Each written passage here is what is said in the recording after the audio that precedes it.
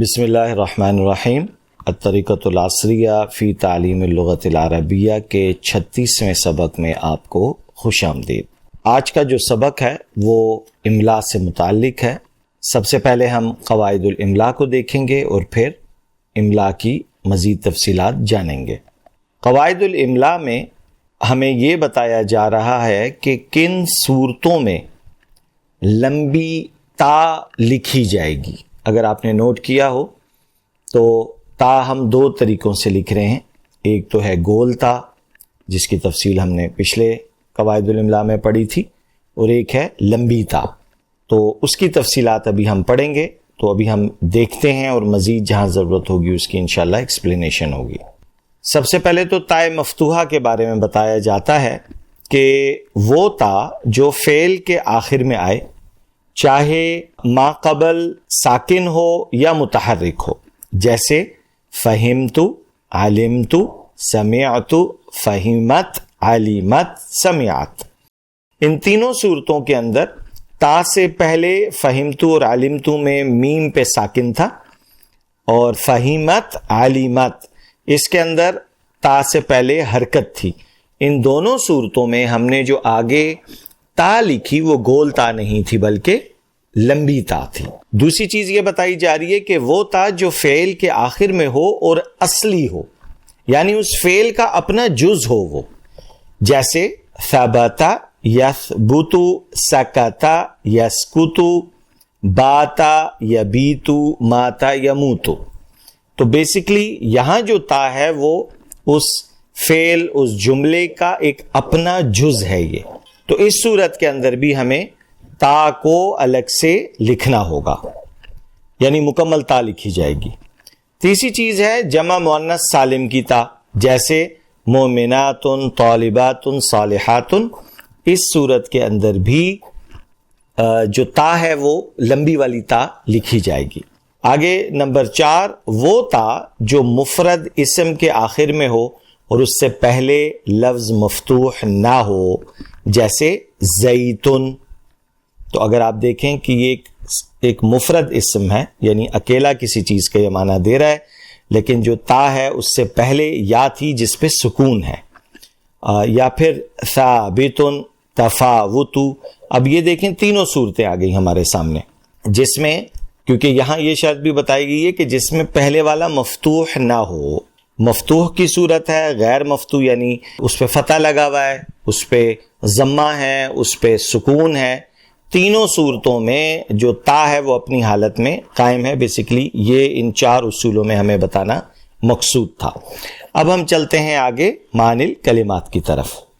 معانی الکلمات: افہم میں سمجھتا ہوں، ارا میں دیکھتا ہوں، رأیت میں نے دیکھا، اعمل میں عمل کرتا ہوں یا عمل کروں گا، تخدم خدمت کرتی ہے، باتا اس نے رات گزاری، سکتا وہ چپ ہوا، تفاوت فرق کا ہونا، الآن اب، معنی اردو میں ہم معنی کہتے ہیں یا معنی کہتے ہیں، طیور پرندے، یدعو بلاتا ہے دعا کرتا ہے، اقطف میں توڑتا ہوں، ضرب یضرب کے وزن پہ ہے یہ، قطف یقطف، ازور میں زیارت کروں گا، یحب محبت کرتا ہے، یدرس پڑھتا ہے، ثبت ثابت ہوا، ماتا وہ مر گیا، زیتن تیل، افہم اب یہ ذہن میں رکھیے زیتن مطلقاً تیل کو کہتے ہیں، افہم سمجھو، اصوات آوازیں۔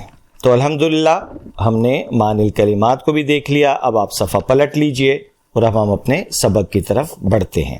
الاملا، یہاں بھی حسب سابق 2 ہی چیزیں ہیں، ایک ہے المفردات اور ایک ہے الجمل۔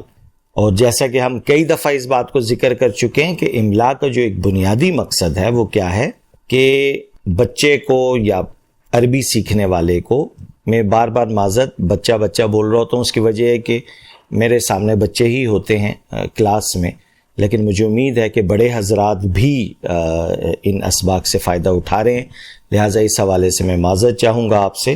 لیکن میں اب کیونکہ عادی ہوا ہوں اس چیز کے، اور میرا مخاطب بھی میرے ہی کلاس کے بچے بنیادی ہیں، اس کے بعد پھر پورا عالم ہے، لہٰذا یہ جملہ بار بار ارادتاً یا غیر ارادی طور پہ زبان پہ آتا رہے گا۔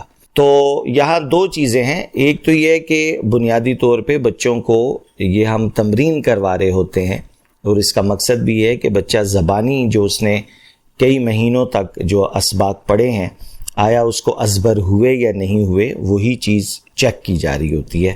یہ بنیادی مقصد ہے املا کا. کیونکہ یہ آن لائن سیشن ہے، یہاں تو ایسا نہیں ہو سکتا، لہٰذا اس کا ہم طریقہ پھر یہ اختیار کرتے ہیں کہ جو خاص الفاظ ہیں جس میں ہمیں خطرہ ہے کہ غلطی ہو سکتی ہے طالب علم سے، ان کی زیادہ سے زیادہ ہم نشاندہی کر دیتے ہیں، یا پھر اس کے اندر جو گزشتہ اسباق ہیں ان کے کچھ اصولوں کی دہرائی ہو جاتی ہے. تو اب ہم چلتے ہیں جی. یہاں دو حصے ہیں، المفردات اور الجمل. پہلے حصے میں مفرد یعنی سنگل آپ کے سامنے جملے ہیں، الفاظ ہیں جن کے مفاہیم ہیں یا ان کو لکھنے کا طریقہ سمجھنا ہے ہم نے، اور دوسری جو جمل کا حصہ ہے اس کے اندر پورے سینٹنس ہیں جن کو ہم نے کئی چیزیں ان سے سیکھنی ہیں انشاءاللہ. تو اگر ہم المفردات پہ آتے ہیں تو الان ابھی ہم نے پڑھا تھا، اس کا معنی ہے اب. الظرف ہو گیا آپ کا لفافہ. اغلقتو میں نے بند کیا. اب یہ اغلقتو سے ہمیں پتہ چلا کہ یہ واحد متکلم کا صیغہ ہے، کیونکہ ایک شخص اپنے کسی عمل کے بارے میں ہمیں اطلاع دے رہا ہے. اچھا، اسی طریقے سے اگر ہم دیکھیں فہمتو، یہ بھی وہی ہو گیا. اشمو، اتکلمو، واحد متکلم کے حاضر کے یہ صیغے ہیں یہ. اسی طریقے سے اذوقو، میں نے چکھا. افہمو، میں سمجھتا ہوں. ارا، میں دیکھتا ہوں. شممتو، اب یہ ماضی کی بات ہو رہی ہے کہ میں نے سونگا. تکلما، قطفا، ذقتو، پھر وہی چیز آ گئی. عطر الوردتی الزمیلات. تو اس کے اندر جو خاص جہاں ہم غلطی کر سکتے ہیں لکھنے میں، وہ ذقتو ہو سکتا ہے کہ وہ ذال کے ساتھ آتا ہے، یا قطفا تو تا کا ہم نے دھیان رکھنا ہے. حفظتو تو یہ تا ضا کے ساتھ ہے، یہ ضاد کے ساتھ نہیں ہے. ان جملوں کو غور سے دیکھ لیا جائے. اب ہم اگر آگے بڑھتے ہیں الجمل کی طرف. اخذت القرآن الکریم وقرأتہ وفہمت معناہ واعمل بہ. اس کا اگر آپ اس کے طریقے کو آپ دیکھیں، اس عبارت کے، تو جو ہمیں سمجھنے کی چیز اس کے اندر مل رہی ہے وہ یہ مل رہی ہے کہ ایک سٹوری ہے. اگر آپ کہیں چیز ایک اپنے کچھ اعمال کو بیان کرتے ہیں کہ میں یوں اٹھا، میں نے یہ کیا، میں یوں پڑھتا ہوں، اس کو یوں سمجھتا ہوں، تو اس بات کو آپ کیسے لکھیں گے؟ تو یہ اس کے اندر ہمارے لیے سیکھنے کی چیز ہے. فار ایگزامپل، اخذت القرآن الکریم، میں نے قرآن کریم لیا. وقرأتہ، ٹھیک ہے، اب یہ ہم ایک سٹوری کریٹ کر رہے ہیں. وقرأتہ، اور اسے پڑھا، کوما آگے. وفہمت معناہ، اور اس کے معنی کو سمجھا. ٹھیک. واعمل بہ انشاءاللہ تعالی، اور میں انشاءاللہ اس پر عمل کروں گا. اب یہ 1 2 3 4 چھوٹے چھوٹے جملے تھے جو اکٹھے ہونے کے بعد ایک ایسی عبارت بن گئے جس کو پڑھ کے ہمیں معلوم ہوا کہ کوئی بھی شخص یہ بات کہہ رہا ہے، یا ہم کہہ رہے ہیں کہ میں نے قرآن کریم لیا، اس کا میں نے اس کی قرات کی. وفہمت معناہ، اور میں اس کے معنی کو سمجھا. وَأَعْمَلُ بِهِ، اور جو میں سمجھا ہوں انشاءاللہ اس پہ میں عمل کروں گا. اب اسی انداز کو ہم دسیوں اور چیزوں کے اندر تبدیل کر سکتے ہیں.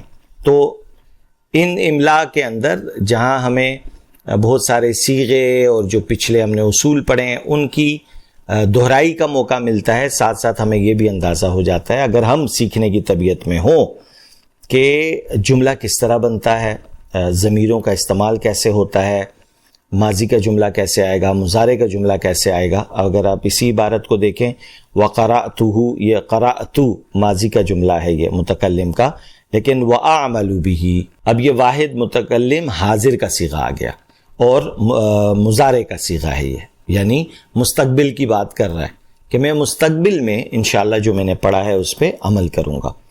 اسی طریقے سے اگر آپ آگے دیکھیں تو خالد کتب رسالۃ الی والدہ، اب یہ کتبہ سے مجھے پتہ چل گیا کہ کتبہ یکتب، کتبہ پہلا ماضی کا یہ صیغہ ہے. اگر آپ اس کی گردان کو دیکھیں تو شروع ہی جس صیغے سے ہوتی ہے وہ کتبہ، ضربہ، قرأ، یہ واحد مذکر غائب کا صیغہ ہے جس سے یہ پورا جملہ ہمیں پڑھ کے سنایا جا رہا ہے یا سمجھایا جا رہا ہے.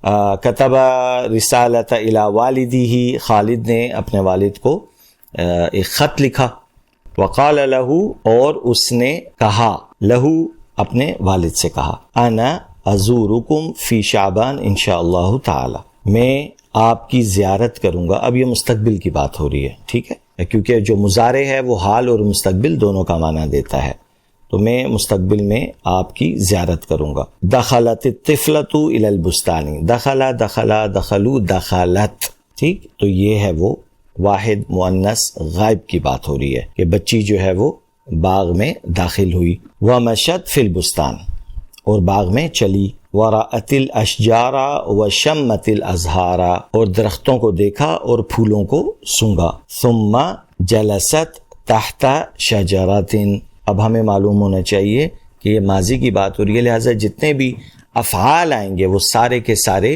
واحد مؤنث غائب کے آئیں گے. لہٰذا جلست دیکھ لیں، مشت دیکھ لیں، رأت اور سمعت، یہ جتنے بھی افعال آپ پڑھ رہے ہیں یہ سب ماضی کے ہیں. اسی طرح اگر آپ آگے چلیں تو سالم تلمیذ مجتہد، سالم ایک محنتی شاگرد ہے. یدرس فی المدرسۃ، ٹھیک، تو ہم بتا رہے ہیں کیونکہ یا استعمال ہو گیا، اس سے ہمیں کیا پتہ چلا کہ یہ واحد ہے، مذکر ہے اور غائب ہے. مضارع کا صیغہ ہے لیکن غائب کے لیے اور واحد کے لیے اور مذکر کے لیے ہے. وَيَجْتَهِدُ ہوا یفہم العربیہ، دیکھیں ہوا آ گیا کیونکہ غائب کی بات ہو رہی ہے. وَيَقْرَأُ الْعَرَبِيَّةَ وَيَكْتُبُ الْعَرَبِيَّةَ وَيَتَكَلَّمُ الْعَرَبِيَّةَ يُحِبُّهُ اساتذتہ وزملاؤہ، اس سے اس کے اساتذہ اور اس کے دوست پیار کرتے ہیں، محبت کرتے ہیں، اسے پسند کرتے ہیں کیونکہ اس بچے میں اچھی صفات پائی جاتی ہیں. جمیلۃ تلمیذۃ مجتہدۃ ایضا، اب ہم جو سالم ایک مذکر کے لیے ہم نے ایک بات کہی تھی، اب وہی بات ہم مؤنث کے لیے کر رہے ہیں، لہٰذا جو فرق آنا ہے وہ تلمیذ مذکر کے لیے تھا اور تلمیذۃ کی گولتا آ گئی جس نے بتا دیا کہ یہ مؤنث کے لیے ہے. مجتہد مذکر کے لیے تھا، مجتہدۃ مؤنث کے لیے ہے. اور ایضاً کا مطلب یہ ہوا کہ جو پچھلی عبارت چل رہی تھی ہم اسی کی کنٹینیوشن میں آگے بڑھ رہے ہیں. تذهب الى المدرسة وتسلم على المعلمة والزميلات وتخدم امها في البيت وتحب اخواتها واخواتها، تو یہاں بھی ایک بچی کے بارے میں بات ہو رہی ہے. اور تذهب، یذهب، یذهبان، یذهبون، تذهب، یہ ہے وہ چوتھے نمبر کا صیغہ ہے جو کہ ہمیں بتاتا ہے کہ یہ واحد مؤنث غائب کے لیے یہ صیغہ استعمال ہوتا ہے، لہٰذا اسی کے وزن پہ وَتُسَلِّمُ بھی آ گیا، وَتَخْدِمُ بھی آ گیا، وَتُحِبُّ بھی آ گیا. اور اخواتها واخواتها، تو ہا کی ضمیر کس وجہ سے گئی؟ کیونکہ یہ مؤنث کی ہم بات کر رہے تھے اور غائب کی بات کر رہے تھے.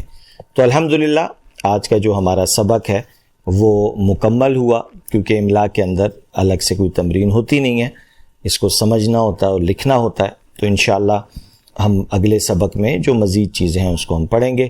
اللہ رب العزت ہمارے اس پڑھنے پڑھانے کو اپنی بارگاہ میں قبول فرمائے. اپنا فیڈ بیک دینا ہمیں نہ بھولیے گا تاکہ اس کی روشنی میں ہم مزید بہتری اپنے اسباق میں لانے کے اہل ہو سکیں. انشاءاللہ اگلے سبق میں دوبارہ ملاقات ہوتی ہے. السلام علیکم ورحمۃ اللہ وبرکاتہ.